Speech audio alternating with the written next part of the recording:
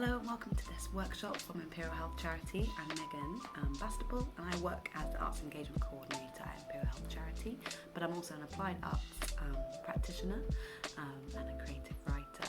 And today we're going to be doing a crafty workshop, Celebrate Pride. So this is originally going to be a live workshop for all the members of Imperial Trust, but we're going to do it recorded so as many of you as possible can join in at home. So before we start, I'm just going to run you through the materials you're going to need to follow me through this workshop. So you're going to need some PVA glue. You could also use a glue stick if you like. Some scissors, some craft paper if you have it, or just coloured paper. I've got a selection here of different pattern paper. This is from Baker Ross and was really cheap. You need a blank canvas or just some paper. I'm just going to be using cards today. Or you could use a canvas or actual paper. And you could also use a coloured base if you want, it's completely fine. And I've also got a magazine here for extra collage materials because we're going to be creating some really nice big collages today.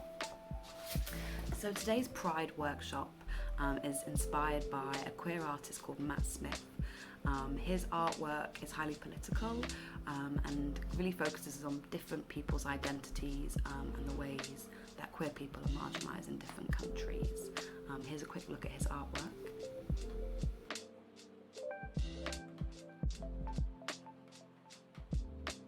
So as you can see in these particular artworks of his that are inspiring today's session, there's always a person at the centre of his artwork, so today that person's going to be you. His really colourful backgrounds and use of pattern is what's inspired me today to use collage to create our final pieces in response to his artwork. I just think it works really well. If you really hate collage, by the way, you can absolutely follow this and use paints or pencils towards the end, but I think collage will really help you achieve that sort of pattern and colourful look. But before we get started doing anything on our final piece, I have prepared one or two sort of warm-up activities to start getting you thinking what parts of your identity you want to take into your artwork and how those things even translate into something visual or translate into pattern or colour. So yeah, we'll start with the first one. So this first warm-up activity we're going to do is called Getting to Know You. And the point of this activity is just to start identifying certain things about your identity that might be important, or to start asking questions to get you thinking about things that you want to be included in your artwork about you. So in a minute, I'm going to show 5 phrases on the screen, and I'd like you to pause the video there and give yourself 5 minutes to respond to every single one. If you need a bit more time, that's absolutely fine, but sometimes it's good to limit yourself. So for example, the first statement is, a time I was at my happiest. So you read that and you're just going to jot down your first response to that statement. It might be just one word or even one drawing or symbol that represents that memory for you, so you've just got it down on paper rather than just in your head. Or you might want to go into a bit more detail, write a couple of lines about when you were happiest and why you were happiest and what that felt like. It's kind of up to you how much detail you'll be going into, because in the next activity we will be digging a little bit deeper. So here are your phrases.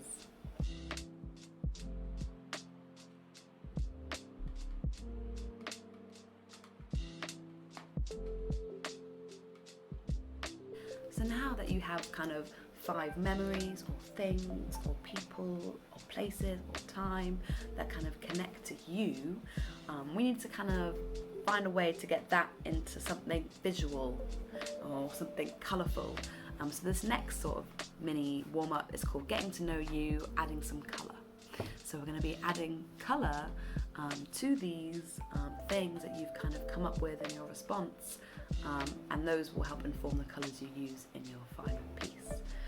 So I'm going to show some prompts on the screen again, and these are just things to think about to kind of help you understand the point of this task. But all I'm really asking you to do is look at each of your responses. So again, if we were to go to the first example, the time I was at my happiest, and let's say my memory was the day I got my kitten, my pet.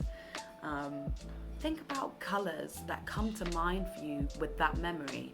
It might be quite literal colours, like the colour of my cat, which was black, or it might be more like what was the feeling I was feeling? If it was excitement, what colour for me represents that excitement? Is it pink? Is it orange? For example, one of the questions was your song. What song would you take on a desert island with you? If you were to listen to that song now, which you can while you pause the video, what colours or even patterns come up behind your eyes? And all I want you to do is, next to your 5 little responses that you've already got, is just jot them down. You can use colour pencils to make swatches, or you can literally just write red, blue, green next to each one. And again, I'd like to invite you to pause the video with the visual prompts I'll give you now, and take at least 5 minutes to do this part of the activity.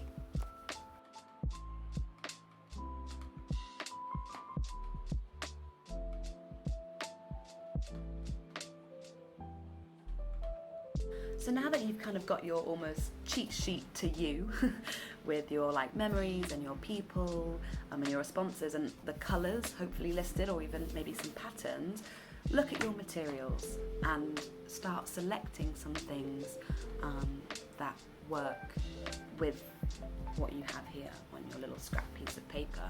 So as I was saying earlier, for example, my memory of my cat, some colours I picked out were green because I remember spending a lot of time in the garden with him. So this pattern sheet, I definitely want to put this to one side. I remember talking about black, but I don't really have a black. However, there is some black in this yellow pattern, and I really like kind of the cheeky vibes it gives off. So I would put that to one side as well.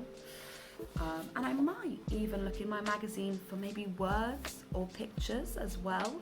I know we're focusing mainly on colour and pattern, but there's absolutely nothing to say you can't also put words in your background. I'll certainly be using some myself. So now that you have your pile of collage materials or paints or pencils that correlate with the colours you wrote down on your like identity cheat sheet, we're ready to start building up your final piece. With Matt Smith's sort of composition of the person who is you in the centre in our minds. But before we get started, I'll quickly show you how to do a really easy outline of a silhouette in the middle of your page, so you've got a starting point. I'm going to do it from the side like this, just because it's quite an easy shape to draw. And I would suggest, if you haven't got one, taking a picture of the side of your face before you follow the next part of the video, so you have that for reference. But then once we've got that kind of face in the middle, it's up to you how you want to play with that. So in Matt Smith's work, he leaves it negative space, so the background is kind of where your features would be, so you can do the same thing, or you could block it out with a single colour and have pattern in the background. You could leave it as negative space, utilise the white of your canvas or your piece of paper and have it empty and your colours coming around, or you could even invert it and have all of the collage and pattern in the face and have negative space in the back. There's really so many ways you can play around with it, and I'll be showing you some of my ideas as we go along. But first, we'll start with your silhouette. So I've already given myself a bit of a head start by just doing the back of the head. So this is where like a ponytail would be, and this is the back of the neck. I'm not really following a reference of my face. This might not look very much like me, but it's just to give you an idea of kind of the motions your pen should be doing. So this is your forehead. So as you come to the bottom of your forehead, you want to dip where your eyes would be, here. And then your nose comes out like this, and remember to do a little bump for your nostrils. Now the lips can be a bit tricky, but don't worry, because remember, you're going to eventually block this out or go, put patterns around it. So it doesn't have to be perfect, and plus you'll be doing it in pencil, so if you make lots of mistakes like I just have, you'll be able to rub it out. As you can see, my forehead is way kind of alien looking, but you can correct it if you have a pencil. So here, for example, I would just make my head a lot bigger to get that really nice round shape. My nose is definitely a bit rounder than that. And then you kind of have your basic shape. Remember, you're going to be building around this, so it's really fine if it doesn't look realistic. So now that we have our profile mapped out, we can start adding colour. So as you can see, I've blocked out or cut out my profile in this hot fuchsia pink. It's like one of my favourite colours. And I'm thinking about using this pattern even to accentuate my hair. But before I start blocking out this middle section, which you can do with collage or paint or pens, I want to fill my canvas with my collage colours, words, drawings. So I'm going to make a start on that and come back to you in a moment.